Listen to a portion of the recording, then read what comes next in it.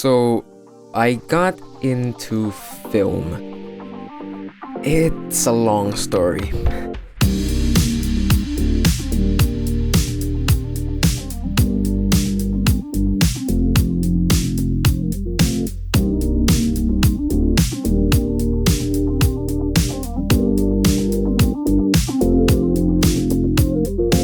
So 3 years ago, I saw a friend shooting with a disposable film camera, a Fuji Simple Ace, and well, that's what brought me into this huge rabbit hole that's called film. I began to look for cameras and I found my mom's old point and shoot, a Fujifilm Clearshot Plus 3. I then went online and searched for some cheap blank rolls I could buy, and I ended up getting a roll of Fujicolor C200. I put some batteries in the camera, I loaded my film, I let it wind up, and then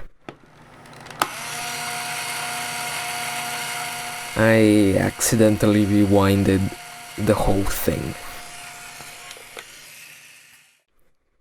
So I gave up for 3 years until I honestly just got really bored and I had lots of time and disposable income on my hands. And 2 months ago, I got back in the game. I decided to first learn all of the basics of film photography, Sunny 16 and whatnot. And then I searched for a nice camera which I could use that wasn't the camera I used before, because I am never letting that thing touch any of my rolls again. Anyway, I wanted to get an SLR because I've already been used to using a digital SLR for about 4 years now, and so an SLR I got.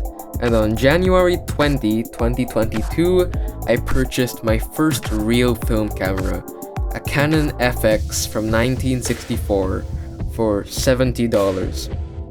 That same day I got my first proper film roll, a roll of Lomography 400 color negative film. If you're wondering why I didn't shoot the Fuji C200 first, it's because I completely forgot about it before shooting. Anyway, I wanted to try out a 400 ISO roll first because I read it's a very versatile film speed and it can shoot both indoor and outdoor scenes quite well. And with that said, I began to shoot. I shot. What in the world happened to this one? Well, I was filming a video supposedly about the Canon FX, and then while showcasing the rewinding function, I didn't realize I hadn't rewound it the whole way yet, and I opened the back cover. And so a lot of images were erased. Anyway, the next day I decided to salvage my 3-year-old Fuji C200 roll, which I actually remembered this time, by getting the film out with a thin piece of card I cut out with a Krispy Kreme box, not sponsored, and a piece of tape. Thankfully, after 2 tries, I was able to get the film out and I began to shoot. By the way, this roll's expiry date is still in 2023, so I did not have to overexpose or anything. Anyway, I just did the same thing with the Lomography roll except with 200 ISO, and this time I didn't open the back cover prematurely. And 9 days after the C200, I got and I shot a roll of Kentmere Pan 400, my first black and white roll.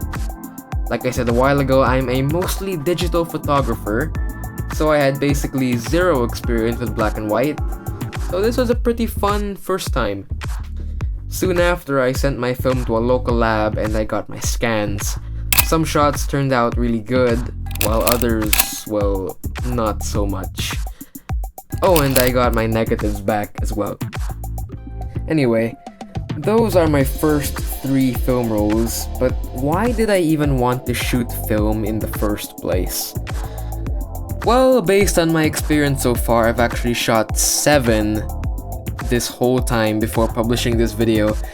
I just think film is much more personal than digital, because with digital photography, you can basically shoot an unlimited number of pictures as long as you have a camera and a lens. but with film you're literally paying for every single shot you take. And it really inspired me to improve my compositions and make sure that I really did my best in every picture so that each image turns out to be worth the money.